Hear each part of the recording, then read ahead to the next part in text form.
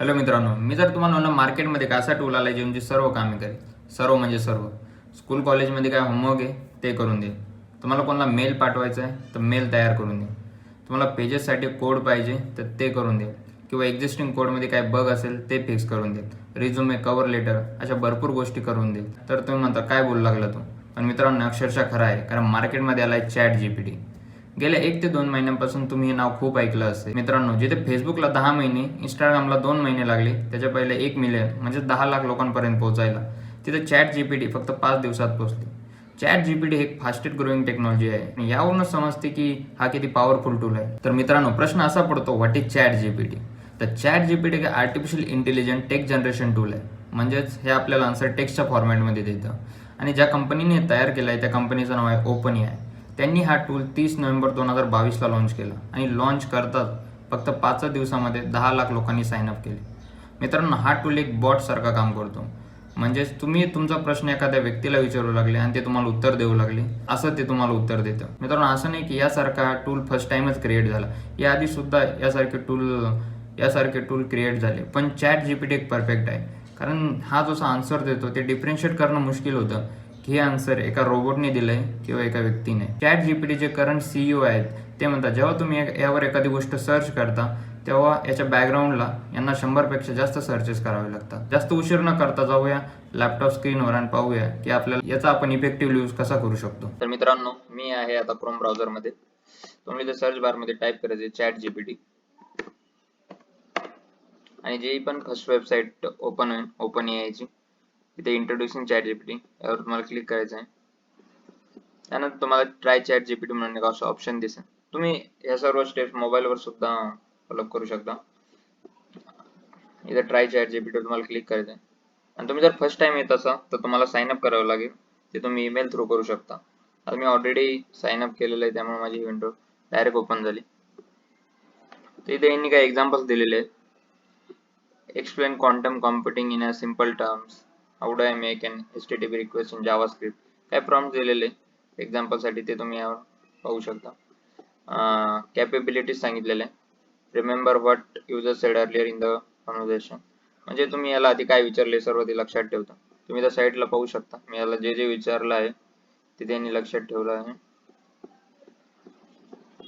आणि लिमिटेशन्स, याच्या काही लिमिटेशन पण आहे मित्रांनो. असं नाही की कम्प्लिटली परफेक्ट आहे.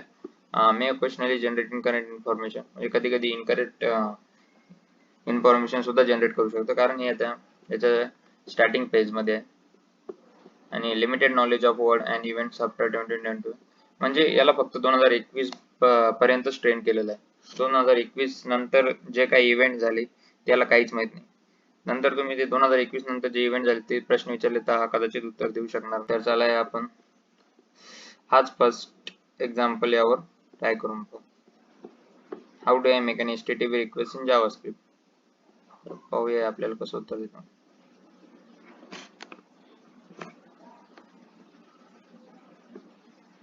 तर पहा मित्रांनो, इथं सर्व कोड आपल्याला येऊन दिला आहे. To make an HTTP request in JavaScript you can use in built in function fetch method, आणि कोड सुद्धा लिहून दिला आहे आणि त्याचं एक्सप्लेनेशन सुद्धा दिलेलं आहे. तुम्ही असा कोड उचलून कॉपी पेस्ट करू शकता. काही कॉपीराईटचा इश्यू होणार नाही, काहीच प्रॉब्लेम होणार नाही.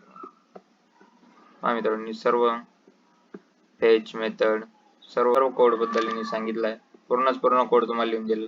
आता याबद्दल तुम्हाला काही क्वेश्चन असले तर पर्टिक्युलर तुम्ही स्पेसिफिकली तुम्हाला जर माहिती करून घ्यायचं असलं मेथड काय आहे, देन रिस्पॉन्स, हे सर्व जर माहिती करून घ्यायचं असलं तर तुम्ही यावर इथला पर्टिक्युलर क्वेश्चन विचारू शकता. ओके, तर मित्रांनो चला आपण याच्याकडून एक रिझ्युमे लिहून घेऊ. Write resume for me. I have a 2-year experience in coding and I have skills. I have HTML, CSS,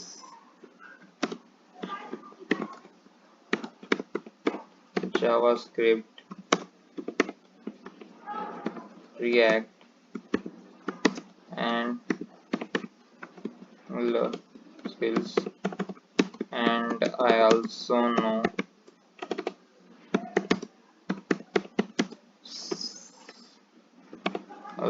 Java and Python language.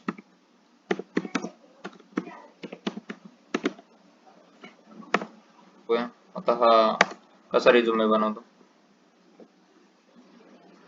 तर पहा मित्रांनो, कम्प्लीटली रिझ्यूमे बनवून दिलेला आहे. इथं काही ब्लँक जागा दिलेली, इथं तुम्हाला तुमचं नाव, कॉन्टॅक्ट इन्फॉर्मेशन, ऑब्जेक्टिव्ह, तुमच्याकडे जी पण डिग्री असेल तो तुम्ही टाकू शकता, name of university, year of graduation.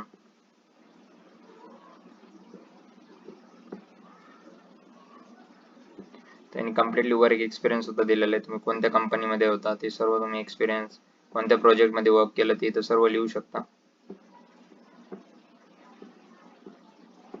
पहा मित्रांनो, आणि सर्व रिझ्यूमे तयार करून दिलेला आहे. तर चला आपण आता याला काहीतरी इंटरेस्टिंग क्वेश्चन विचारू. आपण याला एक पोएम बनवायची सांगू. हा पोएम सुद्धा खूप छान बनवतो.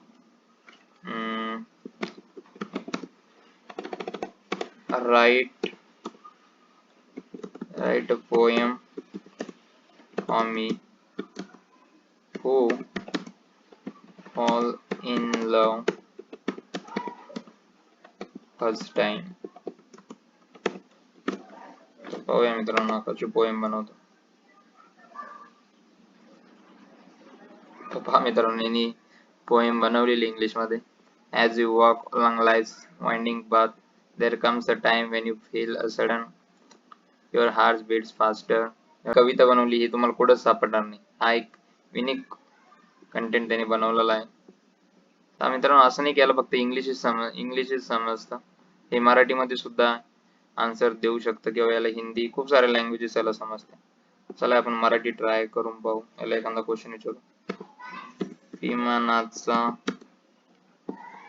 शोध, आपण कम्प्लिटली याला मराठीच विचारू. इथून माझी लँग्वेज मराठी करतो. विमानाचा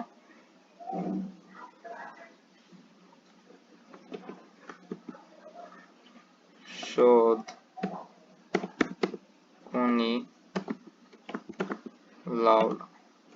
तर पाहूया आपल्याला कोणत्या लँग्वेज मध्ये उत्तर देतं.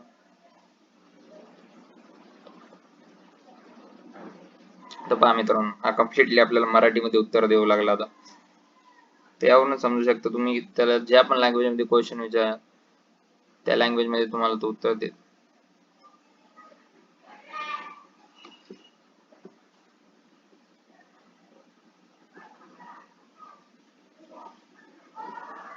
मित्रांनो, त्यांनी सर्व तुम्हाला सांगितलं. विमानाचा शोध कोण लावल्याचं स्पष्ट उत्तर नाही, कारण विमानाच्या इतिहासात अनेक लोक विविध युद्ध, विज्ञान आणि इबाबत माहिती देणारे असतात. तुम्हाला जर उत्तर आवडलं नसेल तर तुम्ही रिजनरेट रिस्पॉन्स सुद्धा करू शकता, ते तुम्हाला डिफरंट मेथडने उत्तर देईन. तुम्ही इथं सुद्धा रिजनरेट रिस्पॉन्स करू शकता.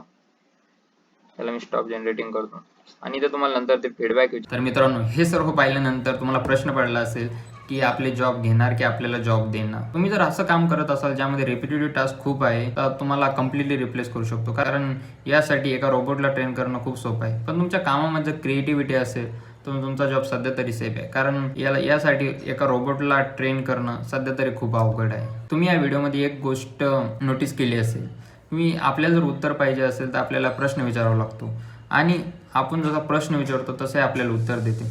मी या व्हिडिओमध्ये याला खूप सारे प्रश्न विचारले, पण तेच प्रश्न सेम तुम्ही तुमची क्रिएटिव्हिटी यूज करून किंवा वेगळ्या पद्धतीने विचारले तर कदाचित ते तुम्हाला खूप चांगला आन्सर देऊ शकतो. त्यामुळे तर एक फील्ड आहे, प्रॉम्प्ट इंजिनिअरिंग अशी फील्ड निर्माण झाली. यामध्ये तुम्ही प्रॉम्प्ट किती क्रिएटिव्ह लिहिता यावरती तुमच्या आन्सर डिपेंड करतं. यावर तो तुम्हाला खूप चांगले आन्सर देऊ शकतो. तुम्ही जर कोडर असाल तर तुमची प्रोडक्टिव्हिटी खूप जास्त वाढवेल, कारण याकडून तुम्ही तुमचा कोड लिहून घेऊ शकता, किंवा तुमचे एक्झिस्टिंग कोड आहे त्यामध्ये बग आहे तर तुम्ही याच्याकडून बग सुद्धा फिक्सेस करून घेऊ शकता. मी सुद्धा याकडून खूप सारे बग फिक्सेस करून घेतले, ते सुद्धा काही मिनिटात. यामुळे समजते हे तुमची प्रोडक्टिव्हिटी खूप जास्त वाढवेल, तुमचा खूप सारा टाइम सेव्ह करेल, आणि तुम्ही आज टाइम क्रिएटिव्ह गोष्टीसाठी देऊ शकता. मी एक गोष्ट सांगतो, जेवढे पण AI टूल्स सध्या मार्केटमध्ये येत आहे याबद्दल आपल्याला अवेअर असणं खूप जास्त गरजेचं आहे. कारण आपण मागे राहिलो तर आपण खूप मागे राहून जाऊ. कारण जगामध्ये सध्या काय चालू आहे, कोणती टेक्नॉलॉजी यूज होत आहे याबद्दल अवेअर असणं खूप जास्त गरजेचं आहे. ज्याच्या त्याच्या बुद्धीवर अवलंबून आहे ते हा टूलचा उपयोग कसा करतो. खूप सारे लोक ह्या टूलचा उपयोग करून बिझनेससुद्धा क्रिएट करू लागले. तर कमेंट बॉक्समध्ये आम्हाला नक्की सांगा तुम्हाला या टूलबद्दल काय वाटते व तुम्ही या टूलचा उपयोग कसा करणार आहे. तर तुम्हाला व्हिडिओ आवडला असेल तर चॅनलला सबस्क्राईब करा आणि व्हिडिओला लाईक करा. Thanks for watching.